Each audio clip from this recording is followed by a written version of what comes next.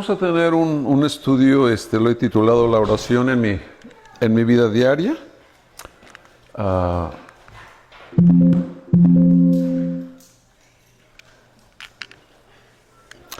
Vamos a abrir nuestras Biblias en Santiago, y si no, aquí está el versículo.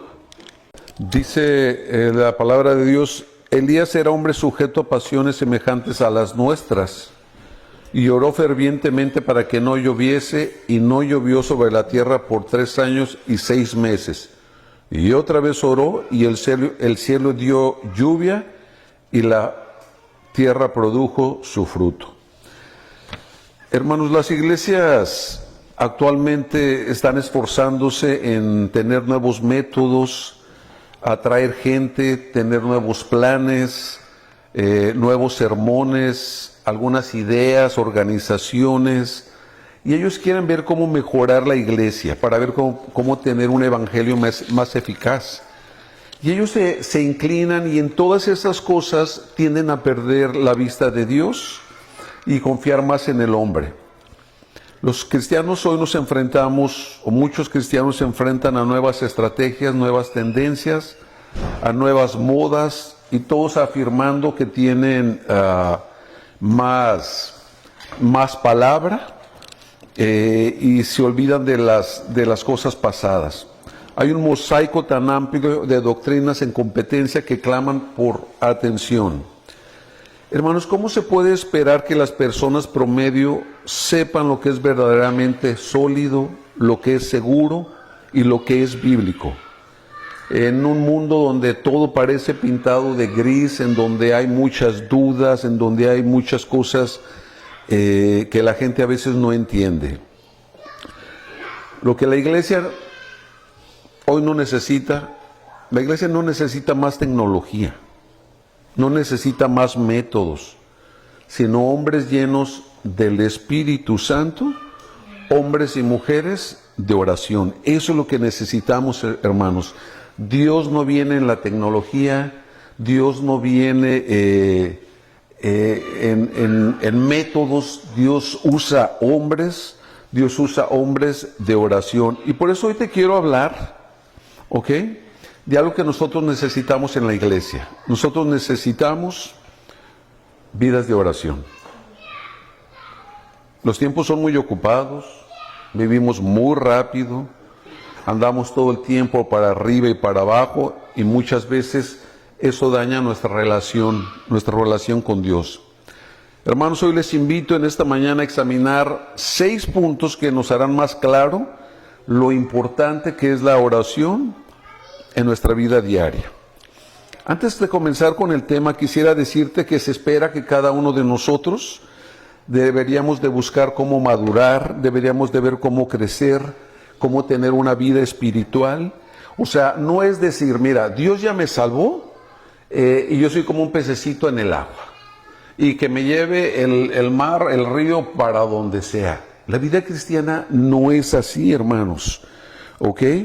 Necesitamos en nuestra vida ser dirigidos por el Espíritu Santo.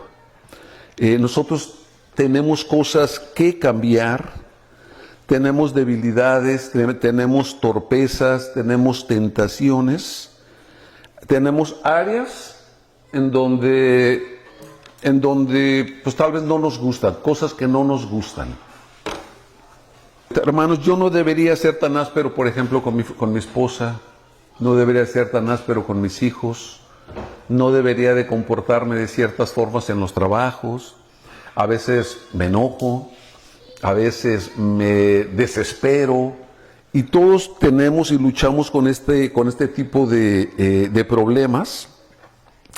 Necesitamos que Dios trate con nuestro carácter, con mi forma de hablar, con mi forma de pensar. A veces me desespero, a veces me angustio y muchas cosas más.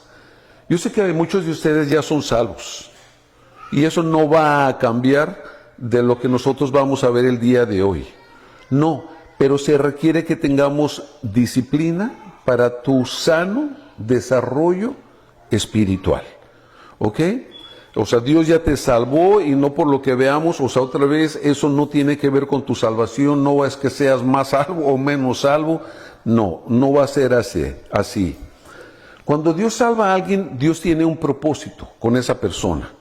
Y es que cada vez nos parezcamos más a Cristo, que seamos más semejantes a Él. Y para eso necesitamos disciplinas espirituales, o se llaman también medios de gracia. No sé si tú lo has escuchado. Me gusta más el término de disciplina espiritual. ¿Por qué? Porque requiere de mi participación voluntaria, ¿ok? Con miras a una vida de piedad, con miras a una vida en santidad, con miras a parecerme cada vez más a Cristo. Entonces se llaman disciplinas espirituales, ¿ok? Y su efectividad va a depender de la obra de gracia del Espíritu Santo. ¿Qué quiere decir? Quiere decir que yo hago cosas en el sentido de que yo pongo mi cuerpo, o que yo pongo mi mente, o sea, yo pongo parte de mí, pero el Espíritu Santo es el que va a obrar en mi vida. ¿Ok? Algunos grupos tienen ideas a veces raras, muy místicos. Es que el Señor me habló, el Señor me mostró. No, hermanos, no es así. No son ideas orientales o filosofías nuevas, o tienes que meditar y pum, pum, o sea, no sé, y cosas así. No, no es de esa forma. Es que yo oí la voz de Dios, es que debemos sumergirnos en esto, oraciones reflexivas. No. Vamos a hablar un poquito acerca de las disciplinas espirituales o los medios de gracia. Y uno es la oración. ¿Alguien sabe algunos otros medios de gracia? La palabra de Dios, los sacramentos, la Santa Cena, la Cena del Señor.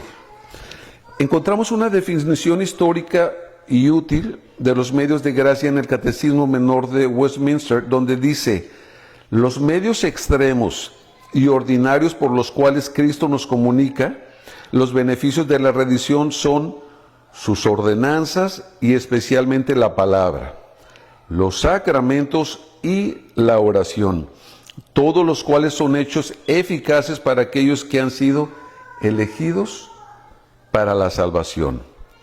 ¿Cómo operan? No operan por sí mismos, como insiste o dice la Iglesia Católica. Más bien operan a través del Espíritu de Dios en el corazón de los elegidos por medio de la fe. Vamos a ver algunos textos que nos respaldan con lo que estamos hablando. Segunda de Timoteo 4 del 6 al 7, alguien lo... es segunda de Timoteo, perdón, se me olvidó ahí poner, es segunda de Timoteo 4 del 6 al 7. Porque yo ya estoy para ser sacrificado, y el tiempo de mi partida está cercano. He peleado la buena batalla, he acabado la carrera, he guardado la fe. O sea, vemos aquí tres verbos. O sea, no es una vida monasteria pasiva. O sea, dice: he peleado, he acabado, he guardado. Hebreos 12:2, hermanos, si lo puede leer del 1 al 2. Por tanto, nosotros también, teniendo en derredor nuestro tan grande nube de testigos, despojémonos de todo peso y del pecado que nos asedia, y corramos con paciencia la carrera que tenemos por delante, puesto los ojos en Jesús, el autor y consumador de la fe, el cual por el gozo puesto delante de él sufrió la cruz, menospreciando el oprobio, y se sentó a la diestra del trono de Dios. Ok, otra vez vemos verbos. Yo tengo que despojarme de todo, del pecado que me asedia. Yo tengo que hacer cosas. Dice: corramos y puesto los ojos en Jesús. Hermanos, no es una carrera sin rumbo para ver a dónde llego. No, no es así. Mi objetivo es poner los ojos en Cristo. Entonces, no es para ver por dónde me lleva el río. O sea, no es. En una ocasión escuché una predicación de R.C. y él daba un ejemplo de Alicia en el País de las Maravillas. ¿Han escuchado Alicia? En donde ella va buscando un lugar y se encuentra un camino y creo que tiene que tomar dos decisiones y dice, ¿para dónde me voy? Y hay un conejo ahí sonriente y le pregunta, oye, ¿para cuál camino debo de tomar? El conejo le pregunta, ¿a dónde vas? Y ella dice, no sé. Entonces el conejo le dice, pues entonces toma cualquiera de los dos caminos. O sea, de todos modos no sabes a dónde vas. La vida cristiana no es así. La vida cristiana tiene propósitos. La vida cristiana tiene, estamos siguiendo a Cristo. No es a ver a dónde me lleva. No, la vida cristiana no es así, hermanos. Filipenses también dice en los verbos, hermanos, yo mismo no pretendo haberlo ya alcanzado, pero una cosa hago, olvidando ciertamente lo que queda atrás y extendiéndome a lo que está delante, prosigo a la meta. ¿Sí saben qué es un verbo, hermanos? ¿Qué es un verbo? Acción. Es una acción, es movimiento, no es alguien que está pasivo, ¿ok? La formación de un carácter espiritual en nosotros es un proceso que va a durar toda la vida. Y las disciplinas espirituales son un medio que nos van a ayudar en ese proceso. Los medios de gracia son para que podamos ir creciendo en los problemas y a veces la oración, a veces la lectura se pudiera hacer como una rutina, como algo que nos acostumbramos. Y yo lo que quiero, hermanos, hoy es invitarte a que volvamos a retomar la oración, para que vuelvas a retomar la oración en tu vida, para que sea algo nuevo, algo refrescante en tu vida. ¿Ok? Ok, en esta mañana vamos a ver qué es la oración, cuál es la manera correcta de orar, con qué frecuencia debemos de orar, algunos errores en la oración, vamos a ver algunos hombres de oración y por qué la oración diaria es importante en mi vida. Vamos a orar, hermanos. Señor, en esta mañana nos ponemos en tus manos. Señor, en esta mañana venimos a orar no como un requisito, no como algo que sigue en lo que nosotros hacemos, Señor, es porque te necesitamos en todo lo que hacemos, Señor. Te necesitamos en nuestra vida diaria. A veces nos olvidamos y no entendemos, Señor, el gran privilegio, Señor, que es venir a depositar nuestra confianza en ti, Señor. A veces nos apoyamos en nuestra propia prudencia, Señor. Hoy enséñanos, Señor, que tu Espíritu Santo, Señor, nos guíe, Señor.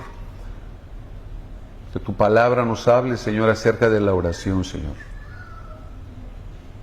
Amén. Ok. Hay un versículo que dice, mas tú cuando ores, entra a tu aposento y cerrada la puerta, ora a tu Padre, ¿ok? Ora a tu Padre que está en secreto y tu Padre que ve en lo secreto te recompensará en pública. Mas tú cuando ores, entra a tu cuarto, cierra la puerta. O sea, no es como los fariseos que les gustaba que los vieran, exhibirse, vamos a orar. No, no es así, hermanos. ¿Qué es la oración? La definición más básica de oración es hablar con Dios. ¿Ok? Es comunicar tus emociones, tus deseos con Él. ¿Qué más es la oración, hermanos? A ver, ayúdenme a ver qué más es la oración. ¿Ideas? Comunicación, hablar con Dios. Descansar en Dios. Una búsqueda en el favor de Dios. Es alabar a Dios. Llenarnos de Él, darle gracias, decirle cuánto le amamos, es disfrutar su presencia, es contarle lo que te ocurre en tu vida. lo que me ocurre en mi vida. La oración son peticiones también. Pero hermanos, no todo es peticiones. Si se fijan que cuando a lo mejor voy a orar yo en lo personal, voy y le pido, Señor, te pido por esto, por esto, por esto, y me olvido de otras cosas. Hermanos, no todo es peticiones. Es buscar la orientación, es pedirle sabiduría, es pedirle perdón por mis pecados. ¿Ok? ¿Qué es la oración?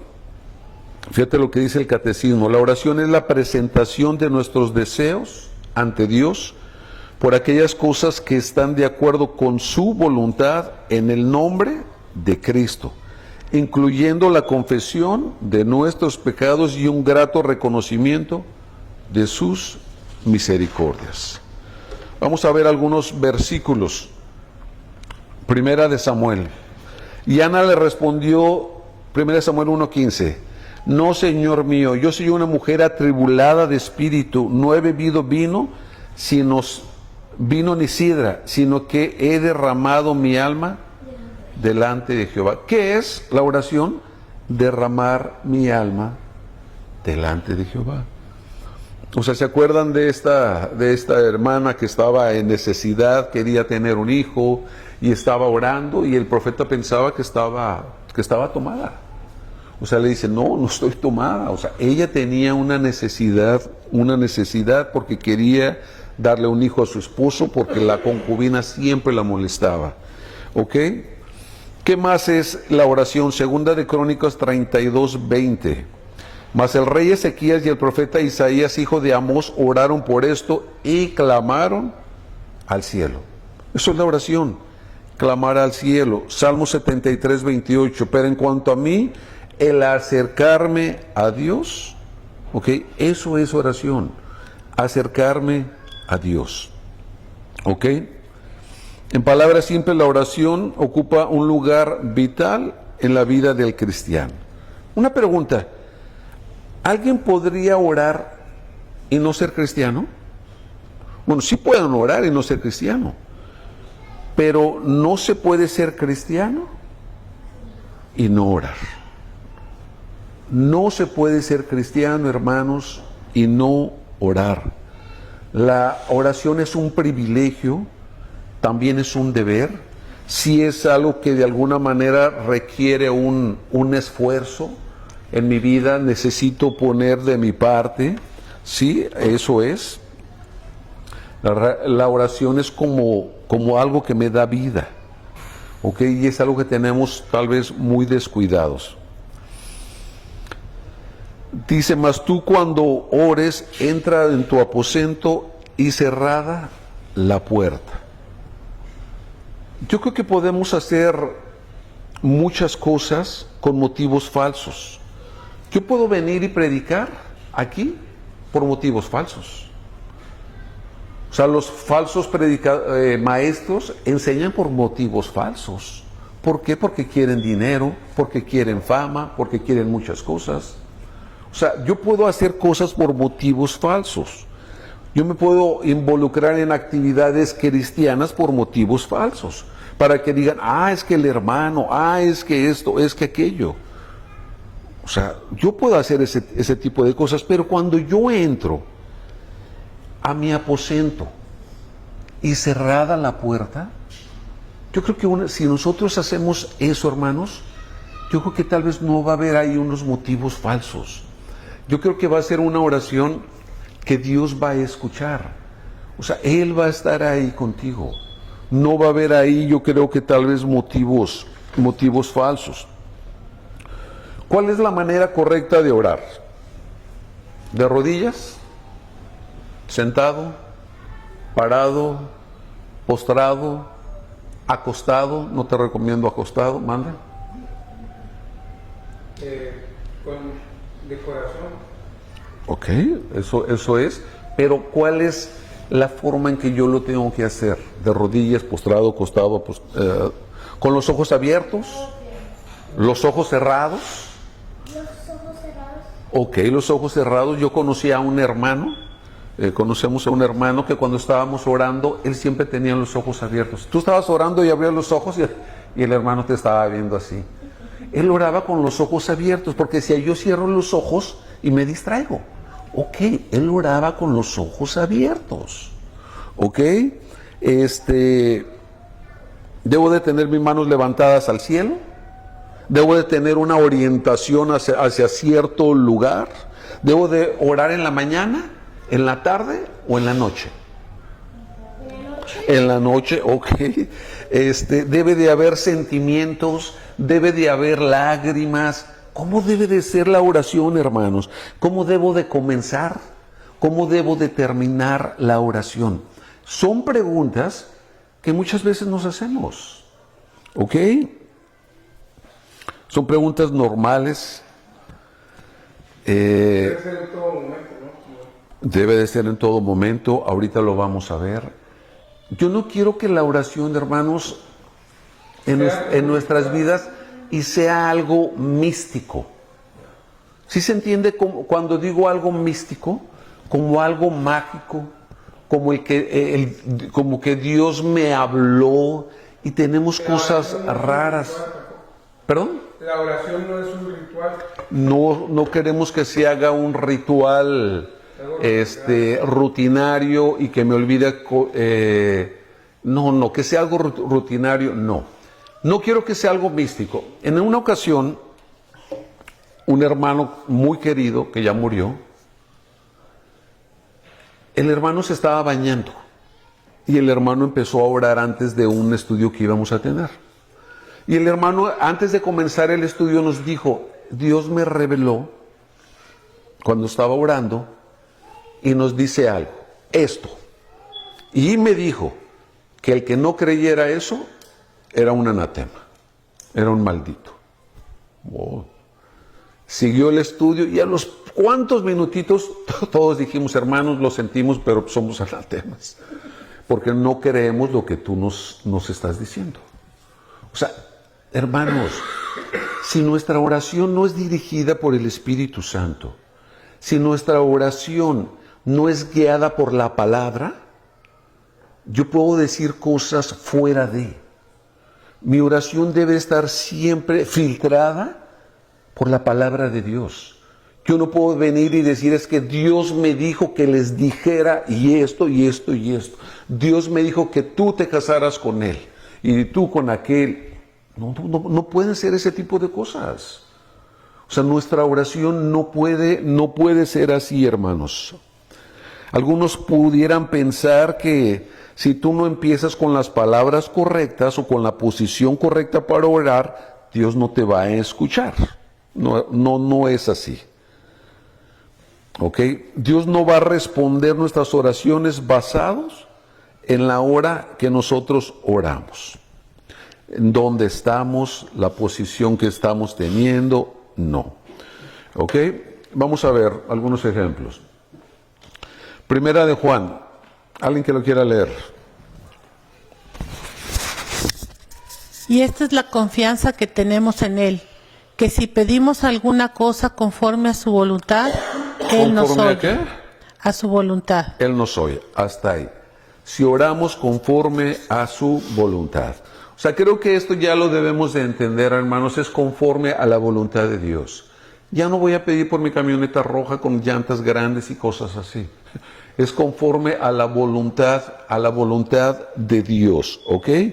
Juan 14, 13 al 14. Y todo lo que pidieres al Padre en mi nombre, lo haré para que el Padre sea glorificado en el Hijo. Si algo pidieres en mi nombre, yo lo haré.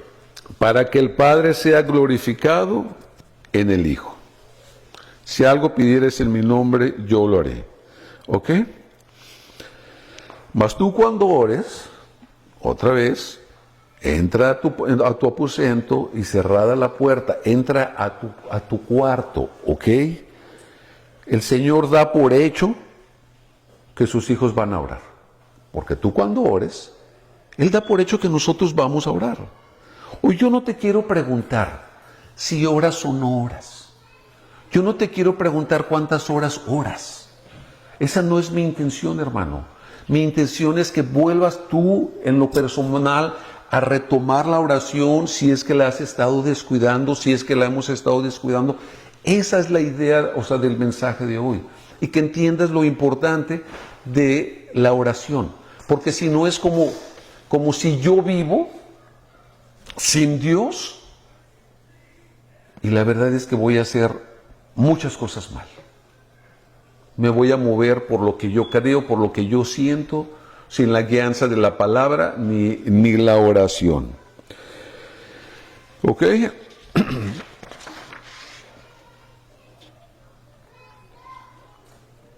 Hoy no importa lo apagado o descuidado que tengas la oración. Lo más cercano que la Biblia nos da de cómo debo de orar, a qué hora es, pues el Padre Nuestro. Es un patrón, es un ejemplo de cosas que deben de contar la oración. ¿Ok? Ahora, ¿con qué frecuencia? Número 2, ¿con qué frecuencia debo de orar? Filipenses 4 del 6 al 7. Por nada estéis afanosos, sino que sean conocidas vuestras peticiones delante de Dios en toda oración y ruego. Ok, con por nada acción de hasta allá, Alex. Por nada estéis afanosos, sino sean conocidas vuestras peticiones en toda oración y ruego. ¿Ok? Ahora, el versículo que han estado hablando, Tesalonicenses 5, 17, orad sin cesar. ¿Con qué frecuencia debo de orar? Dice la Biblia, orad sin cesar. Ok, orad sin cesar. ¿Se referirá a que yo debo de estar en mi casa todo el día orando? No, a lo que se refiere es que oremos en cada momento. Ok, en cada instante. Cada vez que tú veas una necesidad, ora. Vas a agarrar el bus, ora. Vas a ir a ver un cliente, ora. Necesitas dar un consejo a una persona, ora. Eso nos va a llevar, hermanos, a depender de Dios. Eso nos va a llevar a tener una comunicación con Dios. No quiero que tampoco vayan a decir, es que debo de orar por esto. O sea, no es así. Pero sí va a crear una dependencia, una relación con Dios. ¿Ok? ¿Ves un accidente? Ora. ¿No sabes ni quién está en el accidente? Ponte a orar por la persona que está ahí. ¿Ok? Es una total dependencia en Él. Y te voy a hacer una sugerencia, hermano. Y es algo que yo he tratado de cambiar. Cuando le digas a alguien que vas a orar por esa persona, ora por ello. No eches mentiras. No digamos a alguien que vamos a orar y no oramos. Ora por la persona. Pablo enseñó a los creyentes en Colosas a perseverar en la oración. ¿Ok? Dice, perseverar en la oración, ¿ok? Con acción de gracias. Y también exhortó a los creyentes, dice, orando en todo tiempo, con toda oración y súplica en el Espíritu. ¿Ok? A lo largo del día, la oración debe ser nuestra primera respuesta ante cada situación alarmante, ante cada mal pensamiento que tengas, ponte a orar. ¿Tienes una tentación? Ponte a orar. Te están diciendo cosas en el trabajo y te estás enojando, ponte a orar. O sea, hay que hacerlo. No, es que tengo que llegar a mi casa porque el único lugar donde se ora es en mi casa. ¿Dónde estés, hermano? Ponte a orar. ¿Ok? Fíjate lo que decía Sir Thomas Browne. Dice, orar en todos los lugares que la quietud invite, en cualquier casa, camino o calle, y que no haya calle en esa ciudad que no haya sido testigo de que no he olvidado en ella a Dios y mi Salvador, y que no haya parroquia o pueblo en que he estado del cual pueda decir lo mismo. Tomarme un momento para orar al ver una iglesia, al pasar por una, orar diariamente y particularmente por mis pacientes enfermos, o sea, orar por los enfermos que están en el cuidado de quien sea, ya sea a la entrada de la casa del enfermo, decir la paz y la misericordia de Dios sea sobre esta casa, después de un sermón, elevar una oración, ¿ok? Orar por el pastor, debemos de orar por nuestro pastor, debemos orar por Alex que predica, o deben de orar por mí, o sea, debemos de orar por las personas que van a dirigir, o sea, debemos orar, hermanos. Lo repito, el que vive en espíritu de oración pasará mucho tiempo en comunión, a solas e íntimas con Dios. Algunos errores que debemos de evitar en la oración. Hay dos tendencias. Una es encerrarme en mi cuarto y decir, es que yo no quiero contaminarme, yo no quiero que la gente me contamine y solamente quiero meterme ahí, ser como un monje ermitaño. No puede ser así, hermanos. ¿Ok? Se encerraron, se alejaron de los hombres. Creo que la idea pudiera parecer buena, pero por supuesto fracasaron. Nuestra permanencia con Dios tiene sentido solamente a medida que invertimos sus bendiciones con los hombres. ¿Ok? Entonces, no es que me encierre y me haga un ermitaño. No, eso no es la oración, hermanos. No sé que nos encerremos en nuestras casas y querramos hacernos muy espirituales. No puede ser así. Hay un falso profeta que normalmente él viajaba en avión, pero decía que como las otras personas lo contaminaban y que tenían demonios y no sé qué, se compró un jet privado y por eso él no viaja con los demás, porque no quiere contaminarse. ¿Ok? Por otra parte, no quiero contaminarme con las personas, pero por otra parte hay un error en que la gente a veces se involucra demasiado con las personas y se involucra tanto con las personas que descuida la oración. ¿Ok? Entonces tampoco puede ser así. Vamos a ver algunos hombres de oración.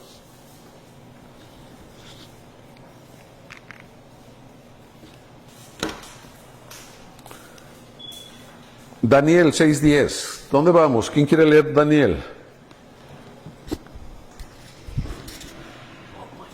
Está muy chiquita. Cuando perdón. Daniel supo que el edicto había sido firmado, entró en su casa y, abiertas las ventanas de su cámara que daban hacia Jerusalén, se arrodillaba 3 veces al día y oraba y daba gracias delante de su Dios como lo solía hacer.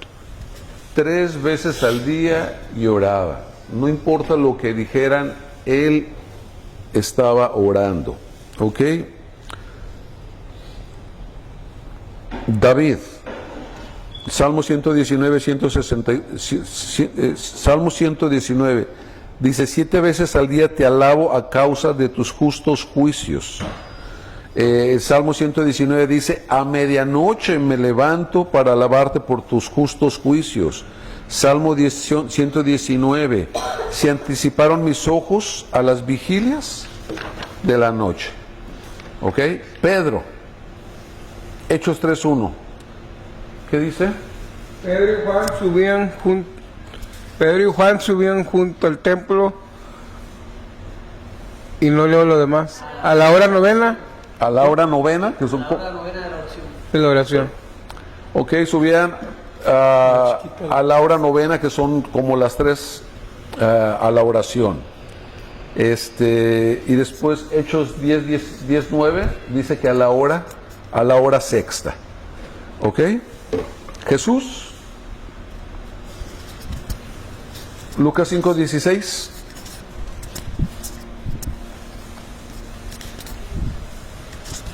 Mas él se apartaba a lugares desiertos y oraba. Vemos a Jesús que siempre se apartaba a lugares desiertos, y oraba. Vemos que Jesús oraba por todo. Te pongo aquí muchos versículos, hay demasiados versículos acerca de Jesús. Crisóstomo, el hombre justo no deja de orar hasta que deja de ser justo. ¿Qué está diciendo? El hombre justo hasta que te mueras. Agustín, el que poco ama, poco ora, y el que mucho ama, mucho ora. Otro hombre decía, la oración es lo primero con que empieza la vida recta y lo último con que termina, algo parecido a lo que dice Crisóstomo. Juan Bunyan decía, si no es usted una persona que ora, usted no es cristiano. Fíjate lo que decía Juan Bunyan. Richard Baxter decía, la oración es el aliento de la nueva criatura. Otro hombre decía, la oración es la sangre del alma. John Welch decía, de este conocido predicador escocés se cuenta que en su ministerio era tan bendecido, una vez comentó, no concibo cómo un creyente puede pasar la noche entera sin orar. George Mueller, un hombre que oraba, un hombre que leía, creo, la Biblia 3 o 4 veces al año de pasta a pasta. Nosotros en un año vamos a leer el Nuevo Testamento, pero George Mueller fundó orfanatos. Dice que en una ocasión cuando no tenían que comer, porque él tenía algo, dice, yo siempre voy a depender de Dios, yo no voy a pedir dinero a la gente ni nada. Y en una ocasión estaban en la oración y no tenían que comer. Llegó un panadero y llevó mucha comida para los niños. Se descompone una camioneta por ahí de leche y dice, la leche se va a echar a perder, tómense la leche. O sea, gente que dependía de Dios, gente que tenía sus ojos puestos en Dios, o sea, no en las circunstancias, hermanos. Último, ¿por qué la oración diaria es importante? La importancia de la comunicación diaria a través de la oración no se puede sobreestimar. En la Biblia se mencionan aproximadamente 250 veces cosas que tienen que ver con la oración. Ok, ¿por qué debo de orar? Porque me da la oportunidad de compartir toda nuestra vida con Dios. Que tú le puedas compartir las cosas a Dios. Le puedas expresar la gratitud que tú tienes, le puedas confesar tus pecados en la oración, que le puedas decir, ayúdame, estoy siendo muy tentado en el trabajo, me pasa esto. O sea, que nosotros podamos tomar la oración diaria como un momento en que yo le puedo decir todas las cosas que me están sucediendo a Dios.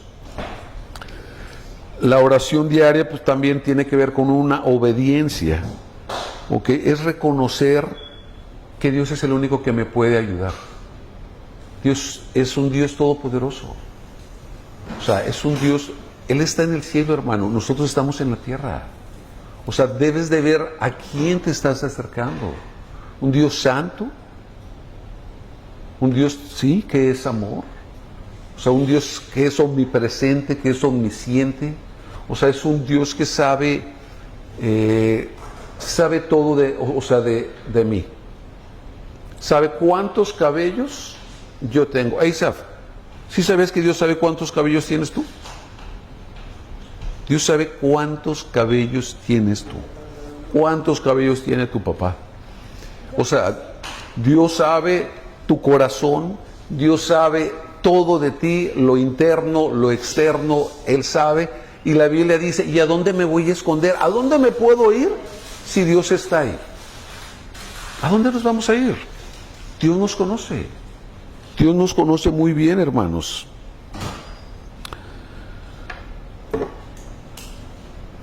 Y quiero decirte algo. A pesar de mí, de Martín, Dios me contesta. A pesar de mis pecados, a pesar de que a veces no quiero orar, que a veces se me hace pesado, Dios nos contesta cosas. Dios nos ha contestado tantas tantas oraciones a pesar de nosotros. O sea, Dios lo que quiere es que tú vayas y que tú le expongas todo y que tú descanses en Él. Dios no va a ganar nada con eso. Nosotros somos los que vamos a ganar, nosotros somos los que vamos a depender de Él. Eso es lo que yo necesito. Yo necesito depender de Él, no de mí. La oración debo de volver a tomarla y que sea algo en mi vida. No dependas de ti, hermano. No dependamos de nosotros. No puede ser así.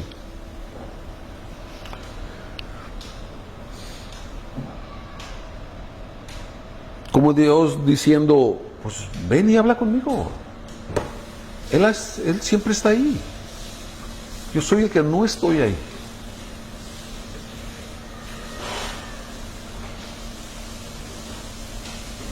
La oración es lo primero con que se empieza la vida recta y lo último con que va a terminar.